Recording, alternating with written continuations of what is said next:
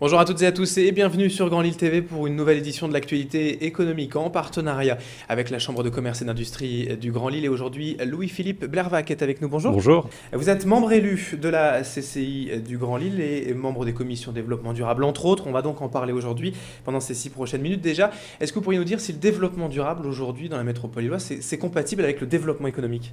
Oui, on va voir que c'est compatible avec le développement économique. C'est certes un sujet complexe, mais ce sujet, on a souhaité en faire un principe fondateur dans le cadre de l'élaboration de notre projet stratégique Grand Lille Métropole Marchande, qui a été adopté par l'Assemblée des élus il y a un an. Ça veut dire quoi? Ça veut dire qu'on doit mettre l'homme au centre du projet de l'entreprise, ça veut dire qu'il faut assurer une mobilité de qualité pour les personnes et les biens, ça veut dire qu'il faut travailler notre cadre de vie, préserver l'environnement, les ressources naturelles, de manière à assurer le bien-être de nos populations et avoir une métropole attractive. Ça, c'est important, pour que les entreprises aient envie de s'implanter chez nous, pour que les cadres aient envie d'y travailler. Vous savez qu'on forme de nombreux ingénieurs dans la région et qu'on ne les retient pas suffisamment. Donc voilà un atout. Ça veut dire aussi anticiper les évolutions du marché, de manière à construire l'avenir pour assurer le développement durable des échanges de la métropole. D'accord. Il y a un intérêt vraiment réel aussi pour les entreprises de faire du développement durable? Oui. Alors, j'ai préparé un petit schéma peut-être pour vous expliquer de quoi il s'agit plus concrètement et vous montrer que derrière ça, quel est l'intérêt de l'entreprise. Alors justement. Alors, sur ce schéma, vous voyez que l'entreprise est dans un contexte conjoncturel, avec la problématique de la crise énergétique, la crise des matières premières. Ce sont des ressources finies quand elles ne sont pas renouvelables. Ça veut dire qu'elles s'épuisent. Par définition, oui. Par définition. Donc, et par ailleurs, ne devons-nous pas en laisser une quantité certaine pour les générations futures?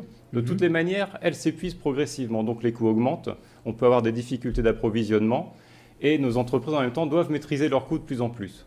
Ce n'est pas facile. Il y a le contexte politique, les engagements européens, français.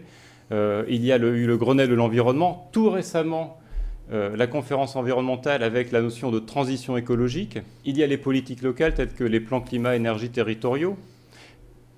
Comment les entreprises peuvent réagir dans ce contexte? Eh bien, il y a la voie de la performance environnementale. Par exemple, l'efficacité énergétique. Moins d'énergie, ça veut dire plus d'économie. Ça veut dire également intégrer l'éco-conception au niveau des fournitures, de nos achats, acheter des produits qui sont déjà éco-conçus, plus éco-performants, mais également intégrer l'éco-conception dans nos procès de fabrication.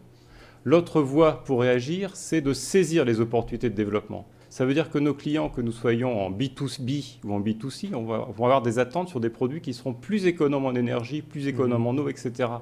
Donc des produits éco-conçus, également des éco-produits.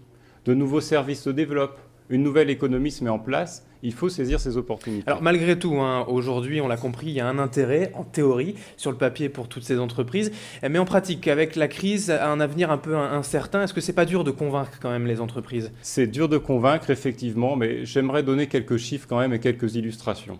D'abord, je souhaite dire une chose. Effectivement, c'est difficile, on ne le nie pas, mais les entreprises réagissent et elles doivent réagir en s'appuyant sur les valeurs du développement durable. Vraiment travailler la performance économique, mais de pair avec la performance sociale et la performance environnementale. Il y a eu des études récentes menées au niveau de la France et de la région Nord-Pas-de-Calais. Ces études réalisées en 2009 montrent que l'on envisage une création de 600 000 emplois liés à un certain secteur d'activité qui se développe. La performance énergétique, par exemple, les énergies renouvelables. On parle de chimie verte, de toute une série de choses qui se développent. 600 000 emplois, dont plus de 200 000 a priori sur l'efficacité énergétique. C'est une étude réalisée par le Boston Consulting Group pour le compte du ministère de l'Écologie. En région, le cabinet ADO a réalisé une étude et cette étude montre qu'on attend également à l'horizon 2020, comme dans l'étude nationale, la création d'environ 60 000 emplois.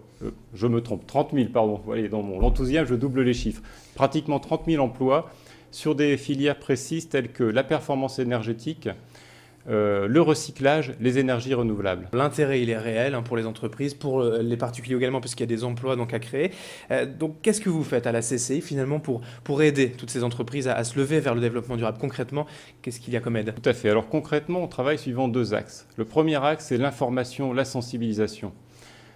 Nous avons régulièrement des rencontres organisées sur ces sujets tout le long de l'année avec 4 temps forts.